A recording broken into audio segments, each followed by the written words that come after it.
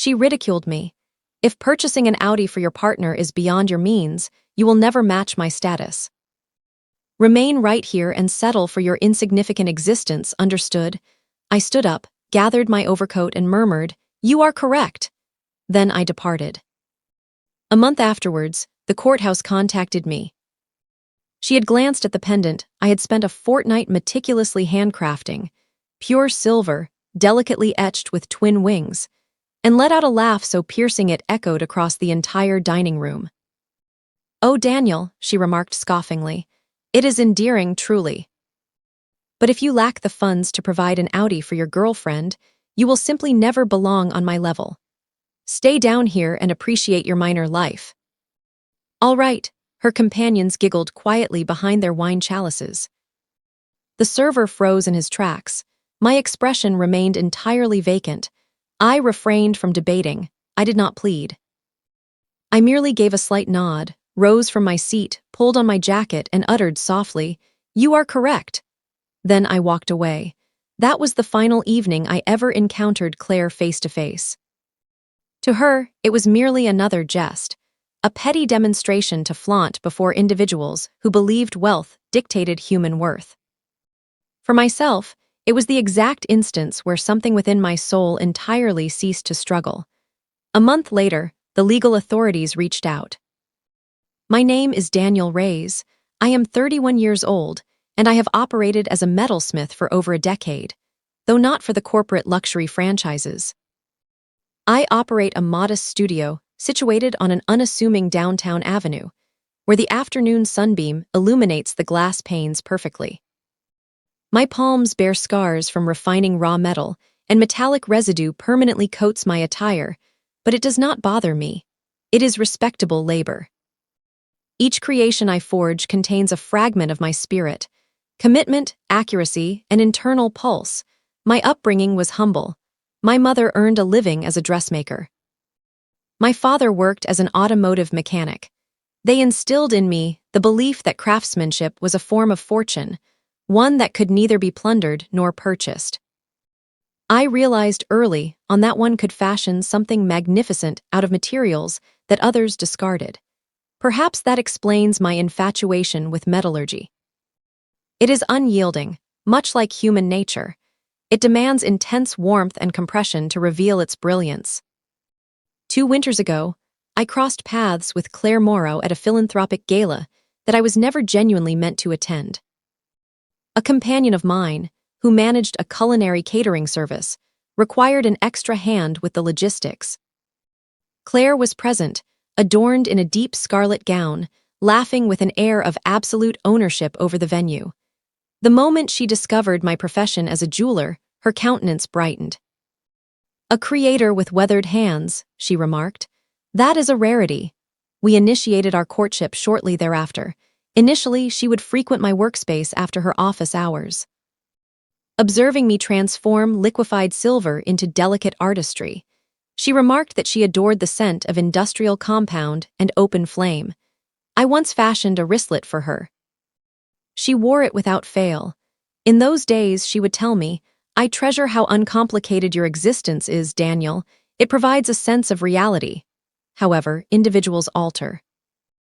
Or perhaps they simply recollect the status they originally craved. Her father presided over an upscale import enterprise. Vehicles, timepieces, luxury scents. The exact type of corporation that generates revenue by marketing the illusion of prestige. The moment she received an advancement into an executive management position, the dynamics transformed. Unfamiliar attire, a new social circle, lavish banquets. Inevitably, every anecdote she shared commenced with a premium brand name. At the beginning, I paid it no mind. She possessed her associates. I possessed mine. Yet I began to detect a transformation in the manner she regarded me, no longer with tenderness, but with cold evaluation. "Why do you not establish a legitimate storefront instead of this tiny workspace? You ought to retain a public relations agency. You possess skill, but no one will acknowledge it unless you project the image. You could easily craft for premium labels if you outfitted yourself like them." Her commentary pierced me. Not due to overt malice, but because of its nonchalance. As though she had already concluded that I was inadequate, her companions were significantly worse. The type of people who mistake condescension for curiosity. So you fabricate ornaments, using your bare hands, that is charming. My household employs a specialized couturier in Milan who manages all our bespoke acquisitions. I offered a polite smile through the discomfort, solely because Claire was by my side. She would press my hand tightly and utter, "Do not perceive it negatively, darling. They mean no harm." Yet the reality was that she never defended me because she fundamentally concurred with their perspective. By our second year of courtship, we were existing parallel to one another, not in unison. She passed her weekends at elevated rooftop lounges and exclusive vineyard samplings, interacting with individuals who introduced themselves via the vehicle they operated. I spent my own hours hunched over a fabrication desk, rendering concepts on paper, restoring antique bands for elderly couples who genuinely still honored their vows. She arrived home radiating champagne and expensive fragrances. I retained the scent of raw iron, yet I remained devoted to her. Perhaps I was clinging tightly to the persona of the woman I had encountered at that philanthropic event. The one who perceived elegance in rough palms. Subsequently, the remarks intensified, subtle slurs at first. "When our nuptials arrive, we must procure an appropriate automobile for you. Daniel, you really must begin dressing as though your creations possess significant value. You cannot reside from one paycheck to the next indefinitely, my love. Not if we intend to forge a life." She uttered the word "we," but her true meaning was "you." I was not wealthy, yet I was by no means destitute. I generated sufficient income to survive, accumulate savings, and maintain aspirations. However, within Claire's environment, being comfortable was synonymous with dropping behind. It was poverty disguised as satisfaction. Even so, I desired to believe we could discover common ground. Consequently, when our second anniversary approached, I resolved to remind her of who we represented prior to the external interference. Before socioeconomic strata and extravagance distorted reality, I dedicated a fortnight to handcrafting a deeply personal token. A sterling silver necklace showcasing twin wings converging upon a solitary gemstone. Two segments of an identical unit, her portion and mine. She remained oblivious to the numerous nights I labored past midnight. To the instances, I scorched my fingertips smoothing out every contour. To how frequently I discarded the model and restarted completely just to achieve flawlessness. I imagined it might pull her back to the unpretentious nature she previously cherished. Yet perhaps that iteration of her character survived solely within my recollections. By that juncture, I was no longer the creator she respected. I was merely the partner she endured. Our second anniversary arrived on a Friday evening. Claire insisted on commemorating the occasion lavishly, which in her domain signified a booking at an elevated terrace restaurant overlooking the urban skyline, vintage sparkling wine upon arrival, and an attendant stationed at the pathway. I anticipated an intimate evening for the two of us. I wore my finest tailored suit, carried the small velvet casing, and rehearsed the words I would enunciate when presenting her with the necklace. Yet upon our arrival, I perceived that the evening was not dedicated to our union whatsoever. It belonged entirely to her. 5 of her associates were already present at the table, laughing with sufficient volume to resonate across the entire balcony. Rachel, one of the companions, glanced up and smirked. "Behold the gentleman of the hour." The hour, evidently, had nothing to do with me. It centered on Claire's executive advancement, her entry into upper management. "Surprise," she exclaimed, pressing her lips against my cheek. "I concluded it would be delightful to celebrate collectively with everyone." Everyone. Meaning her affluent peers, the superficial type who regard human beings as mere ornamentation. I maintained a smile, attempting to exhibit courtesy. I had arrived to honor her achievements, after all. I requested a glass of wine, tolerating their banter regarding luxury getaways, fine art acquisitions, and pristine motor vehicles. Claire integrated flawlessly among them, poised, loud, and alluring. I sat there, experiencing the sensation of being an outsider in her newfound reality. When the primary course was served, I concluded the moment had arrived. I reached inside my blazer, extracted the velvet casing, and set it softly upon the tablecloth. The ambient clamor diminished. Claire inspected it with inquisitiveness. "Oh, what is this?" I smiled. "A token for your milestone." She elevated an eyebrow. Her associates leaned forward.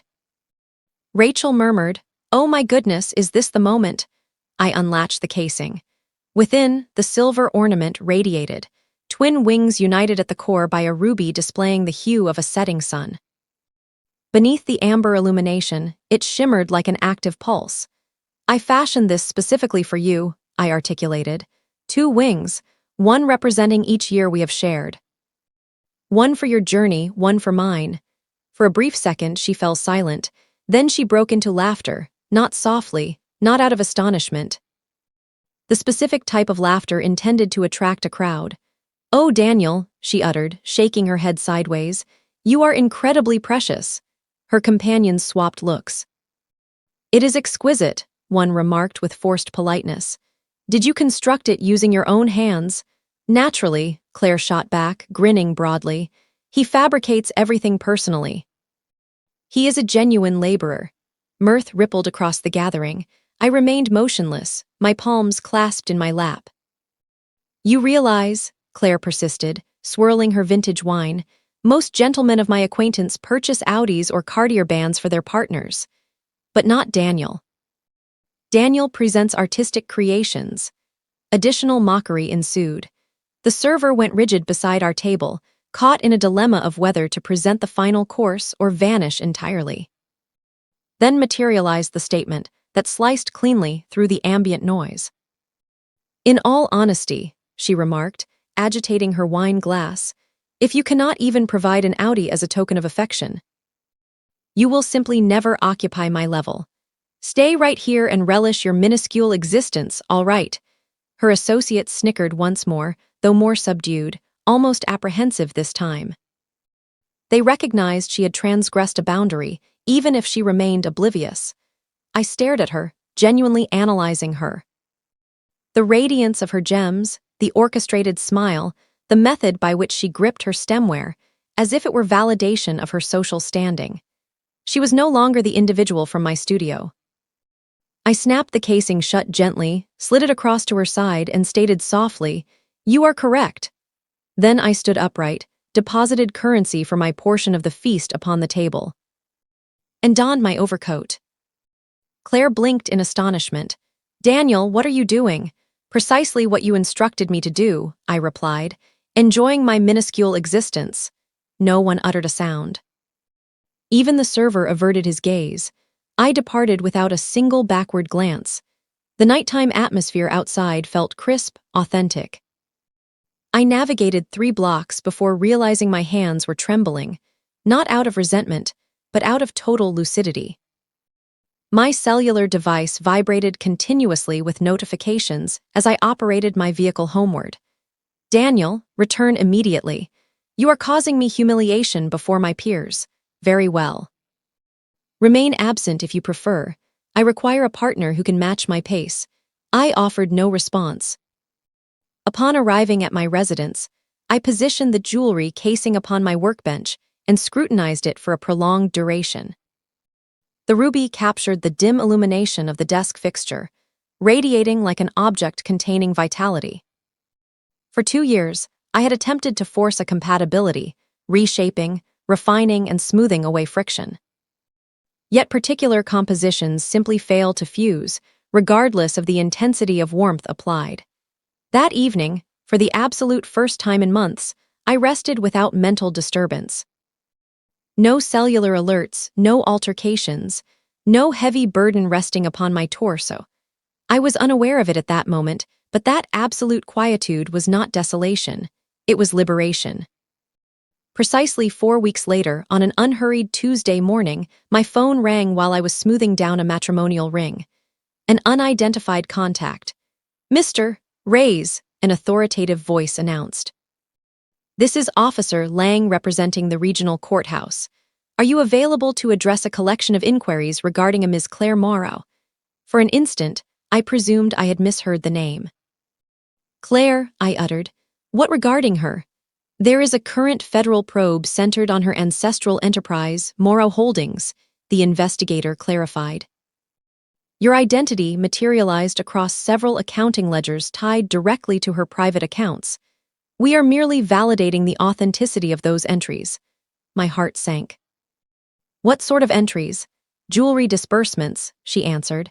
Transactions logged under the title D. Ray's Studio. Does that register with you? It did, except those billing statements were never generated by me. I do not possess an enterprise by that designation, I stated. And Claire has never acquired any item from my establishment. That was our deduction, she replied. However, given that your identity was utilized, we require a formal deposition to verify your lack of involvement. I consented to appear the following morning. That evening, I sat at my workspace, staring blankly at the uncompleted band positioned before me. Claire's phrasing resonated dimly within my consciousness.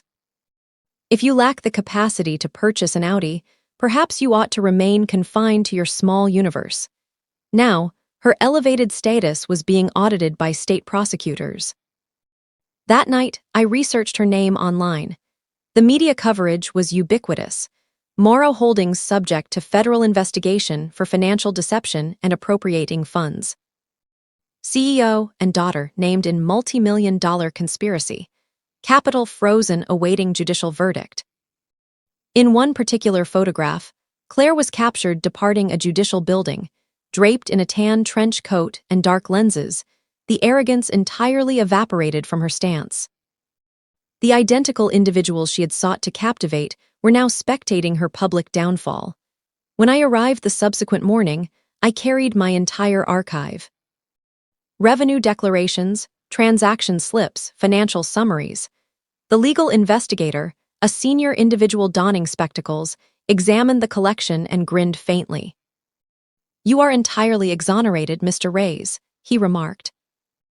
It appears someone utilized your credentials to fabricate fraudulent invoices, presumably to obscure the transit of capital. It transpires with greater frequency than you would imagine. I endorsed my official declaration and exited. Yet as I walked away, I could not dismiss the query of why she had selected my identity. My name, the very one she had previously declared, was too minor to ever capture public attention. 48 hours later, the narrative intensified globally. Her father faced criminal indictment. The enterprise's capital accounts were frozen. Estates were confiscated. The journalistic entities swarmed around them like predators. And there she materialized once more, in every piece of media, appearing diminished, muted, and completely unanchored. Even her white Audi, the literal icon of the prestige she had boasted about, had been repossessed as evidence of corporate asset fraud. I experienced no malice or satisfaction. I merely felt disconnected. That evening, I returned to my workbench. I had not drafted a single creative layout since the dissolution of our relationship, yet something within my core awakened. Not a desire for retribution, nor vengeance, simply pure clarity. I unclasped my leather sketchbook and rendered a familiar concept. Two wings, shattered directly down the center axis, the central ruby fractured in half. I designated the piece the Demise of Vanity. It stood as the most emotionally raw creation I had ever envisioned. Every element contained an anchored memory. Her mocking laughter, the sting of that dynamic dinner party, the vast tranquility after her departure. I submitted the final composition to a provincial artisanal jewelry competition. Not for public acclaim, simply for finality. A few weeks later, I received a communication from an independent art collector based in Manhattan. Her tone was serene, sophisticated. The archetype of an individual accustomed to receiving reverence without ever demanding it. I observed your masterwork across the internet, she stated. It is breathtaking. What served as the catalyst for it? I paused momentarily, then answered, "A profound lesson." She chuckled softly. "That is a rarity within the creative arts," she observed. Lessons that do not radiate resentment. Her network, her inner circle. Only this specific assembly was not constructed upon conceit. It was established upon authentic admiration. Within a month, the Demise of Vanity collection made its premiere inside an elite boutique art exhibition space in Manhattan. Visuals spread across digital platforms. Requisitions began arriving with greater velocity than I could physically fulfill. My modest workshop suddenly retained a lengthy backlog, and somewhere between extended nights over the anvil and early dawn dispatches, I grasped a realization. Claire had been accurate regarding a singular detail. I did not belong on her level. I had completely transcended it. The gallery premiere bore zero resemblance to the assemblies I had previously learned to fear.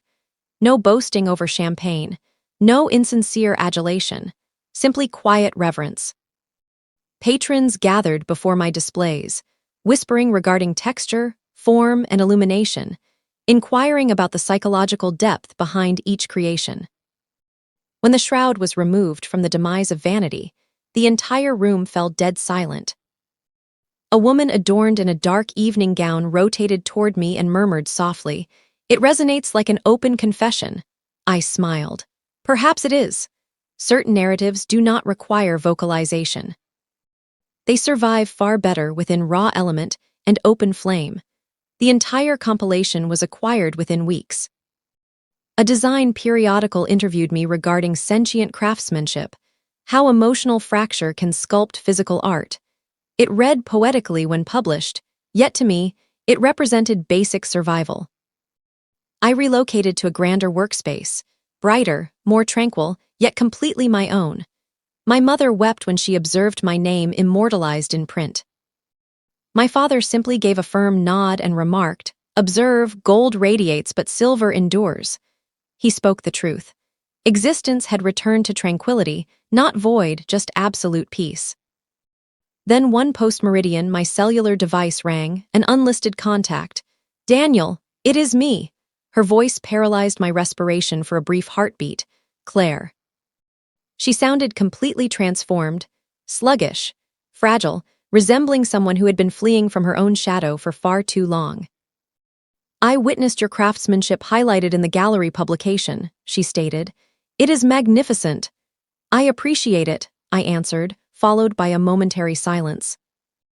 Then softly she added, "I desired to call and express my apologies. For everything, I do not anticipate absolution.